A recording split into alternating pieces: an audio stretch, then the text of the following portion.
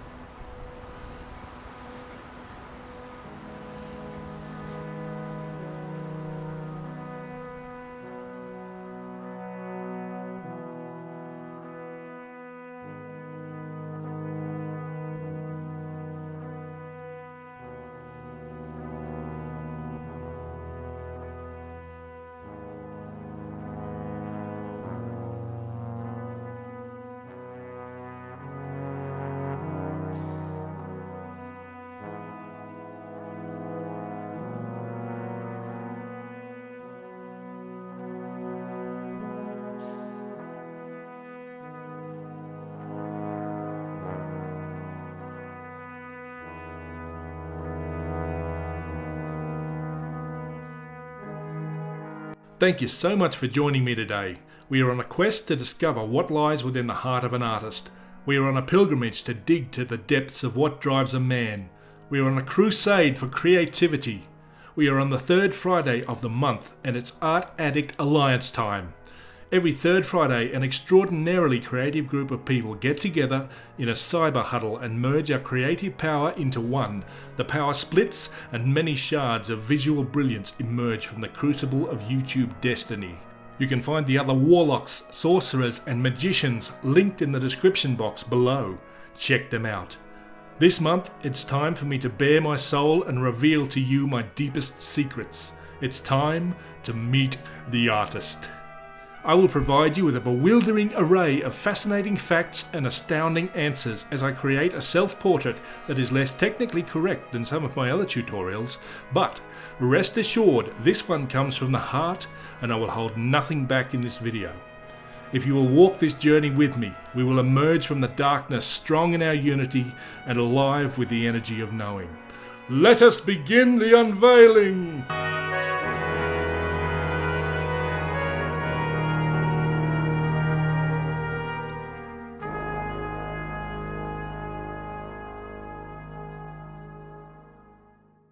Justin Dwyer is my name. I'm an Australian from Australia, and I love my country, my home, and my mummy. I was born somewhere in the 70s, and you know what they say, if you can remember the 70s, you weren't really there. I can't remember the 70s, but it's mainly because I was too little. In time I grew and the 80s arrived. My memory fired up and I have glorious memories from my childhood, such as Australia winning the America's Cup, Dean Lucan winning gold in the heavyweight weightlifting in the Olympics, and many wonderful family memories, celebrations and moments of happiness. School got in the way of things somewhere along the way and the memory grows hazy. I clearly learned to read, write and sort of arithmetic and enter the 90s. The 90s found high school and the formative dabbling in art and music that would shape the next couple of decades.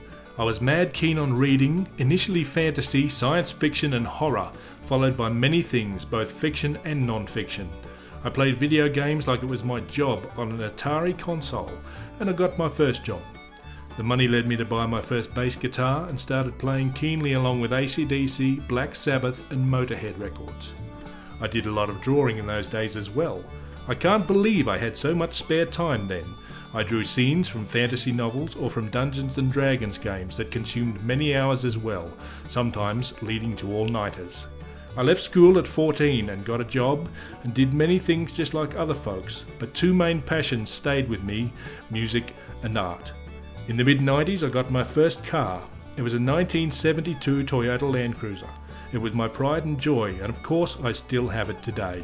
I still drive it to work every day and mooch around the paddock in it. Some folks call it a museum piece, but it satisfies my needs quite well. I used to drive in the bush and have a lot of fun, but I just don't have time to get up the scrub much these days. I was mad keen on bushwalking and was happiest when I was out in a forest or up a mountain somewhere. I did some things that weren't the smartest, and a few times I probably got a bit lucky. like the time I tried to climb a mountain in a thunderstorm. The first few hours were okay, but as I got wetter and colder, I began to realise the folly of what I was doing. I was halfway up a mountain wearing shorts and a t-shirt with nothing to eat or drink, and was standing at the base of a rock scramble that was by that stage a powerful waterfall in the storm. I tried a few steps up it and slipped back to the start. I finally made a sensible choice and returned the way I had come, the mountain unconquered but still alive to try again for another day. I don't get out bushwalking much these days, but I still make time for it now and then. It's still the best way that I know to de-stress and focus my mind on what is important. If I need to make an important decision in my life, I would usually go for a walk in the bush. But I don't take silly risks now, and I always have some emergency gear on me just in case something happens. Art was an interest, but I didn't do well at it at school. To be fair, I didn't do well at anything at school and failed art with the lowest mark possible. A few years later, I started drawing seriously and was looking for a way to learn what I'd failed to take an interest in previously. Before the internet existed, magazines used to have correspondence courses listed, and you would fill out a little form and send it off. Some weeks later, a parcel would arrive in the mail and you would have the first instalment of your course ready to go. My art career really started when one of those parcels arrived in my mailbox with an art course in it. I started with a small sketch pad and a few pencils. I recall how proud I was of my early fumbling efforts drawing apples and other simple shapes. Over time, I tried everything I could get my hands on: watercolour, pastels, oil paint, charcoal, acrylic, coloured pencils and ink. I bought and spent hours poring over history books and made many copies of work of famous artists in my attempt to learn how to do what they did. I signed up for art school in my final teenage year, and I delved into what I thought would be a period of tremendous learning and receiving of knowledge. It turned out to be very different than what I expected. Instead of spending hour after hour honing my skills and developing technical mastery, it turned out to be a lot of talking and not much doing. It was not for me, and so I failed the classes, but devoted myself to daily practice. I painted and drew like it was my job, and I created art every day. I roamed the streets and I drew everything I could find. I drew pictures from magazines and newspapers. I drew the news presenters on TV. I drew people in cafes and sitting in the park. The year came to an end, and I dropped out of school and returned to work. I knew my path didn't lie in schools or universities. I was a shy young man and terrified of being judged and found wanting on the basis of my artwork. I entered a drawing into a local art show and managed to persuade someone else to drop it in for me because I was too shy to take it in myself. I was unable to get anyone to pick it up and had to go and get it myself. I was terrified the whole way, and I had no expectation of success. I made it inside, and to my delight there was a card on the corner with "highly commended" written on it. I was 20 years old, and I was torn between being pleased and terrified. All the hard work and practice seemed to be paying off. I grabbed my artwork and fled, much to the amusement of the kind lady that was trying to ask me about my art and give me encouragement.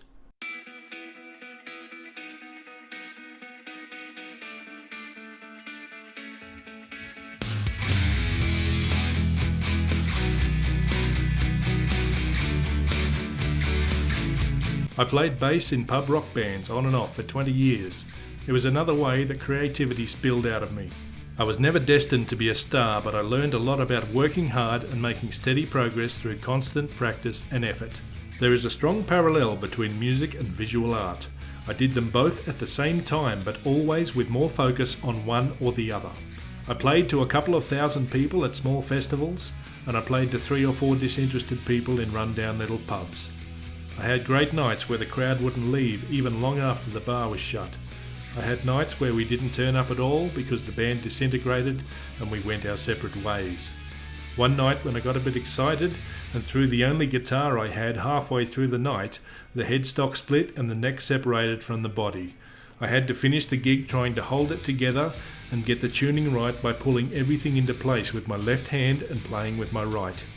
For some reason, I couldn't get anyone to lend me a guitar after that. The other guys never let me live it down. Music hit its peak for me in the first decade of the new millennium, and I did increasingly less art and stopped altogether at the end of that decade. In the end, the rock and roll lifestyle didn't agree with me, and music faded gradually into the background as a career in a regular job became increasingly important to me. I focused on some study and acquired some qualifications in my spare time. It was during this time, in the 2010s, that I returned to art and invited some good friends around to try a drawing class. I needed to create a training module and train some real human beings in it to pass a course, and I chose to do a drawing lesson. The lessons were a success and my friends gained some skills, and I passed the course and gained a qualification. But most importantly, my desire was reawakened and the path was set. I played less and less music over the next few years and started drawing and eventually painting again. Because I had had a few years off, the skills were poor to start with and the eye was wonky. But the spark was still there, and it didn't take much rekindling before I was champing at the bit to get more time for art.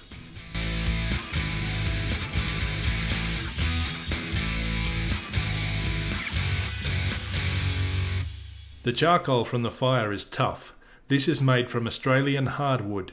The wood usually used for making charcoal is willow or other really soft woods. My hardwood charcoal is damaging the paper as much as it is drawing. I have to draw in an attacking style and use more force than usual to get the marks that I want. It is forcing me to draw abstract shapes and lines instead of smooth and careful shading. The challenge of the charcoal could be paralleled by the challenges of life. Things aren't always smooth and easy. Sometimes they are jagged and abrupt.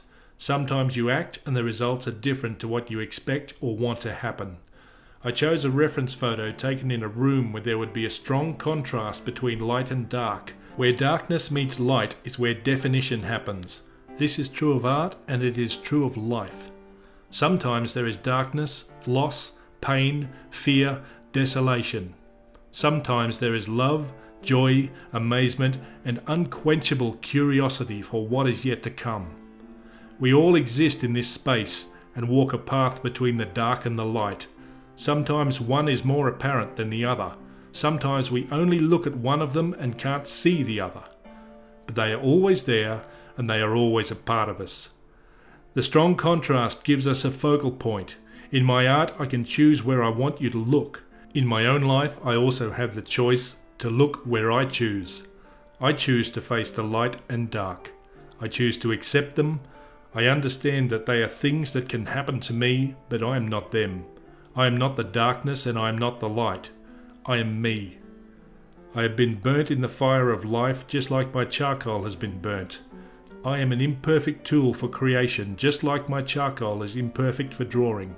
I can arise from the fire and recreate myself just as the charcoal can create this drawing. I choose to live my life the way that I draw my pictures. I will take the tools I have in front of me and I will strive to my utmost to find a way to progress. I will find a way to complete what I have started and to give life to what did not exist before today. I will use different techniques, different mediums and different ways, and that is not important. What is important is the constant and inexorable desire to learn and grow and improve in art and in life.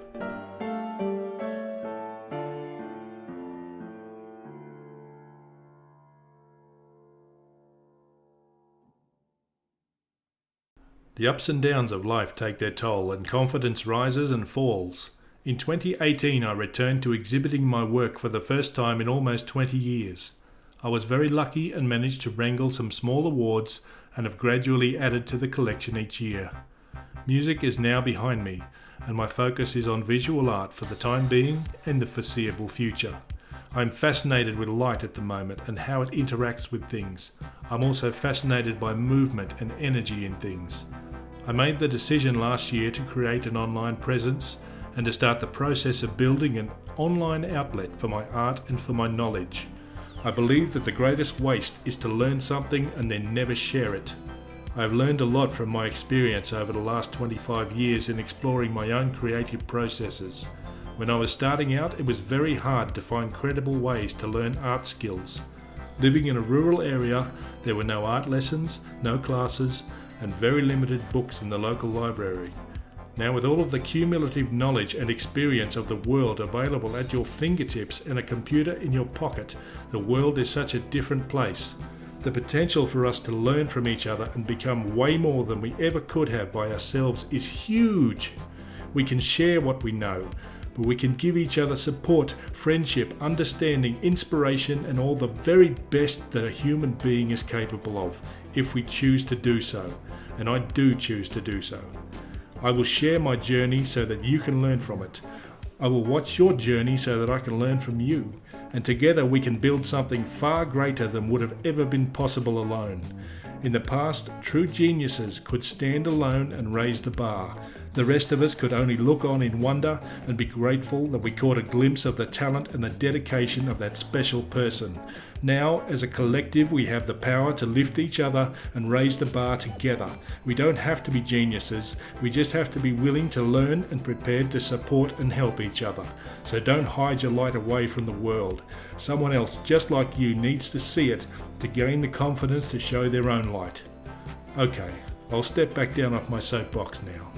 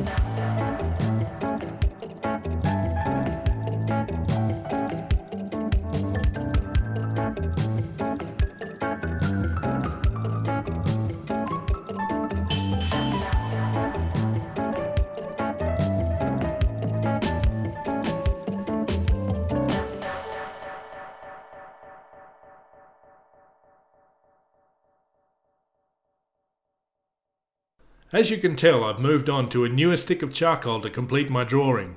It's not because I've given up, but simply because all of the tiny fragments of charcoal that I was using are finished and I don't have enough left to complete the drawing.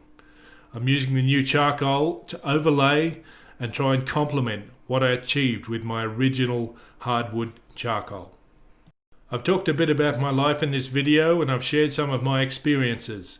While I haven't gone into a lot of detail with a lot of things, any video that would detail my life would be as long as my life itself, and twice as boring.